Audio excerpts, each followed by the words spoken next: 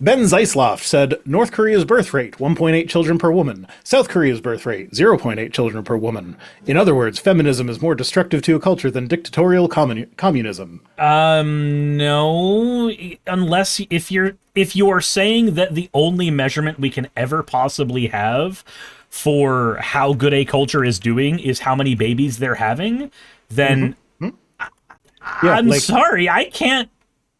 How do you function? 1.8 children per woman with no food versus 0.8 children per woman with all the food that they need. One of those is better, but he seems to think that the more children is the one that's better. Also, it is worth mentioning that we can't necessarily trust the data coming out of North Korea. Yeah. So, like, it would not surprise me at all if that's not the birth rate, and I suspect that if it were lower, it would be due to malnutrition. Yeah. Man. Fucking hell. Again, what is the obsession with birth rate? What is... I don't know. Great replacement shit. So if you're not having enough kids, then you're going to be replaced by the barbarian horde that we heard about earlier. It's gotta be. Like, it has to be something like that. Anyway, Bridget Gabriel says, there was a time not that long ago when Democrats were running on increasing gas prices and forcing Americans onto electric vehicles. Forcing them on? I mean... So I don't recall there ever being a campaign saying we are going to increase gas prices to get you to drive electric. There definitely have been campaigns to get people to drive electric, but at least not a concerted campaign where that was a heavy focus. There has definitely been stuff where it's like, gas prices are high, wouldn't it be nice to not have to pay them? But like, it's never been, we are going to raise gas prices to make you not have to pay them. Yeah, I love it when people lie. Yeah, I was in the replies to this one, and it was making me lose faith in humanity. And then I remembered that they're all just bots. Because it's Twitter. Like, wouldn't surprise me if like 90% of the people on there still are bots. Unfortunate. Eric Kahn says, fathers have a responsibility to protect the sexual purity of their daughters. Virginity is a precious gift given to the husband who receives her hand at the wedding. I'm just going to say right now, if you're a dad that thinks about your daughter having sex enough for this to be your primary concern, I have questions, and I don't know if I want them answered. Yeah, well, I want them answered in a court of law. Yeah, I'm sorry, but I don't think Fennec, you should be that obsessed. No, Fennec. Down. I don't know what he's referring to, but I see in all caps he says, oh, hold on, got a weird thing for this. And I hope that's with regards to the last tweet, not this one. But, and Lord of Uzkalak is bringing up a good point. What about the purity of their sons? Why is it only ever daughters? Sons, spread your seed as far as you can. Daughters, don't accept seed from any other man. Or some shit. Like, it's an impossible double standard, because, like, boys are expected to have sex at some point during their teenage years. Yep. And they don't seem to have an issue with that. They don't need to protect their son's virginity. It's always about the daughters. Yeah. It's like the only thing I want to know about any of my kids' sex lives is that they have enough information to do whatever they're doing safely. It's like, do you feel like you are informed and consenting about the thing you're doing? Okay, cool. Just please use protection. Like that's the conversation. That's as far as I'm not a parent, but that's as far as I'd be comfortable going. I mean, I would go one step further and be like, don't have sex with anyone unless you know that they are going to be on board with an abortion should the contraceptive fail. Yeah.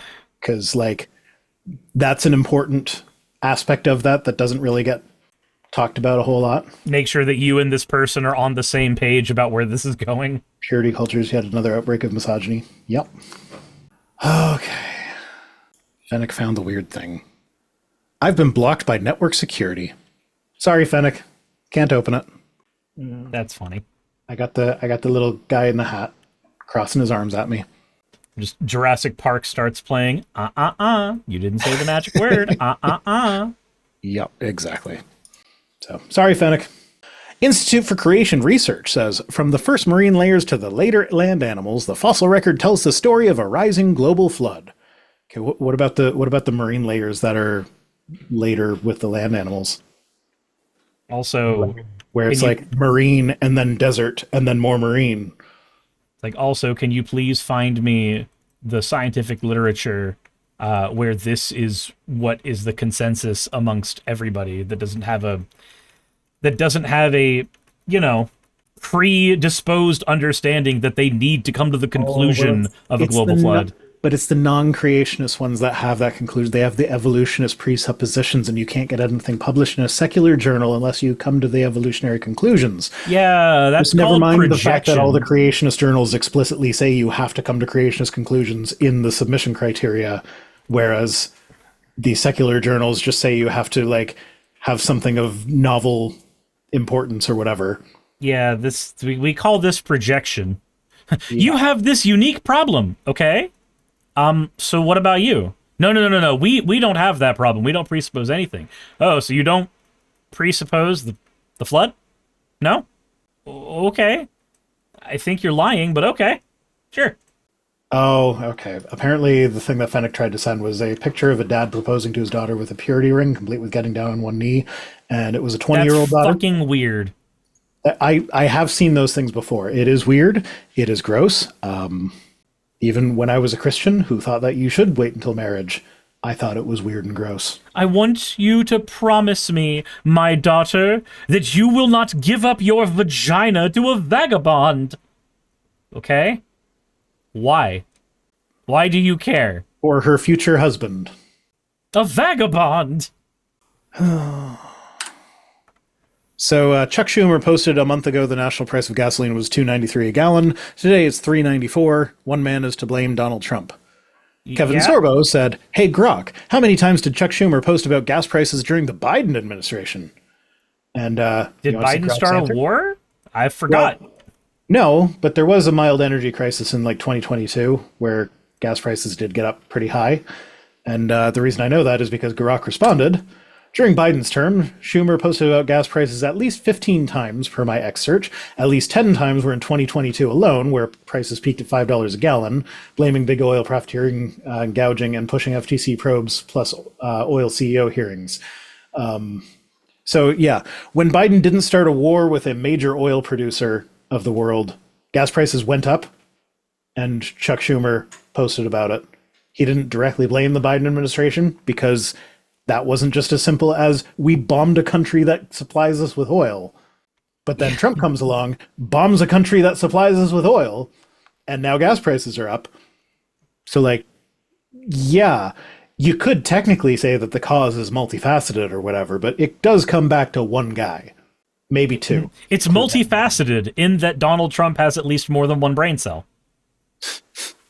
There's multiple things going on. I'm not sure I'd go that far, sir. Look, we talked about unsubstantiated claims earlier, and I'm willing to make an unsubstantiated claim right now. Okay, that is definitely an unsubstantiated claim. There's at least two there, and they are struggling. I don't know that I would give him that. When Sean Helfand says more reason why I dislike Schumer. That's the thing, like, dunking on Schumer is super easy. But like in this case, yeah, he posted about gas prices under Biden. So, like, you're just wrong. Thanks, Kevin Sorbo. You're an idiot. Yeah, we just, like, did we get the criteria? Did we do the thing you needed, buddy? Do you want a cookie too? Like, There you go. But I mean, like, you know what I feel most when I think of Senator Schumer? That thing between your legs, or no. something else? What I feel most when I think about Senator Schumer is disappointed! I feel like that's what you feel with Sorbo specifically, but I mean him too. But are you telling me you don't feel disappointed with Schumer? I mean, disappointed's not the word. Angry, yes, but disappointed. Disappointed assumes that you had any level of hope in the first place. If I didn't have that hope in the first place, I wouldn't do advocacy for the Democratic Party. Yeah. I have a layer of hope, and I have to. Okay. Yes, Dark Falcon, I know I lost my hat. Shh. If you point it out, people will make me wear another one. Hey, you made it to the end. I want to give an extra thanks to the patrons who allow me to do this full time. I want to thank Aaron Rail, Astral, Britzkrieg, Jemshin, Poundini, Red Joker, Victoria, Jonas, Craig, Tarika, Fireshard, Smiling GM, John, Dren Hadamada, Creeper, Sagitta, you know I'm not saying that last part, Sylvie Snow, Valis of Seraph, Ottoman Angel, Rooster Rachel, and Fire Panda, who are all my $20 and up patrons.